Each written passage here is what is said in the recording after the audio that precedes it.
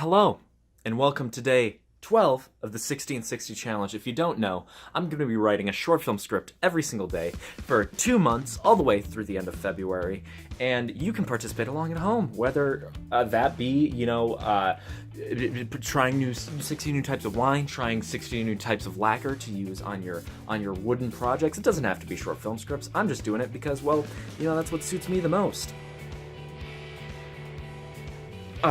And oh, Jesus. So,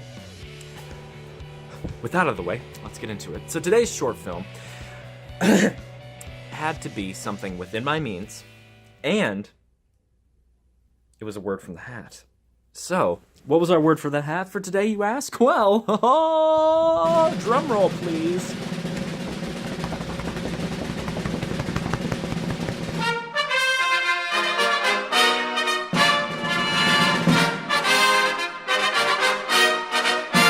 Right, folks. Our word for today was forbidden. Tide Pods. And so I thought to myself, well, geez, what am I supposed to do with that? Something within my means and forbidden. What's that all supposed to be? Ideas from a hat too. It's a great time, but also, I don't think through the logistics of these things. I just got to get down and I got to do it. Even when it's very late. So it took me a bit to come up with a concept, but since I had to work within my means, I thought, what do I have access to? I have access to a college campus when I get back from Indianapolis, which again, I am in Indianapolis still in this hotel room with my friends and people for KCACTF, which is great, and it's a good time. But that's also why these videos have been being uploaded behind schedule a little bit. So we should be back on schedule here soon. And also, when I get back on campus, I would easily be able to film this. That's kind of my thought process for right now. Or, once we're out of school for this year, I would be able to film it. But one of the two. So, how do I take that word forbidden and use that to make a script that is within my means? So, today's script is called Wrong Floor. It's about a person who gets in the elevator to go to work in the morning, and they end up, well, as the title suggests, on the wrong floor. And everything is fine. And it turns out completely well, and there's no conflict, and there's no resolution, and then it's over. No, they end up on the wrong floor, as the title suggests. And after that, they're scrolling through this floor, and they're like, well, what's going on, folks? What's going on down here? And so they look and they're like, well, I typed in the floor number correctly. It says 5, and they don't know what is going on. So they go to the only person on that floor, and it's a man, or anyone really, just a person, guarding a door, sitting in a chair.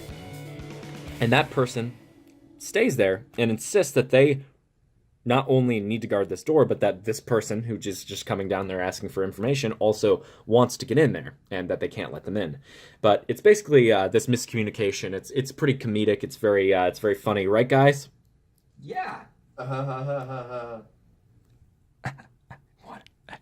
I'm a hack. I am a hack. So essentially, the whole thing is very farcical, if you will.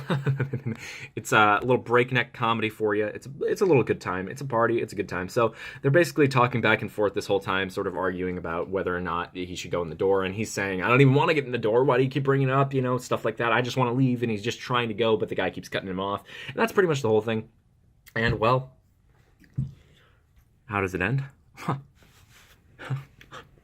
Well, you just have to find out, pal, if I made it ever. Who knows? Maybe I will. You don't know that. You can't know that.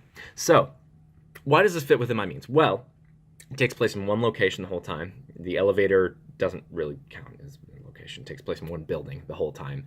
Requires 2 actors and not a lot of props or any. It requires virtually no props. It requires a chair, and that is literally it. So, it's very minimalistic. It doesn't have a lot of props. It doesn't have a lot of sets. So it's something that you can do relatively easily. And I also already have access to these sets. So it's a place that I can go literally as soon as we got back to campus. I could take these guys and we could film that the day of,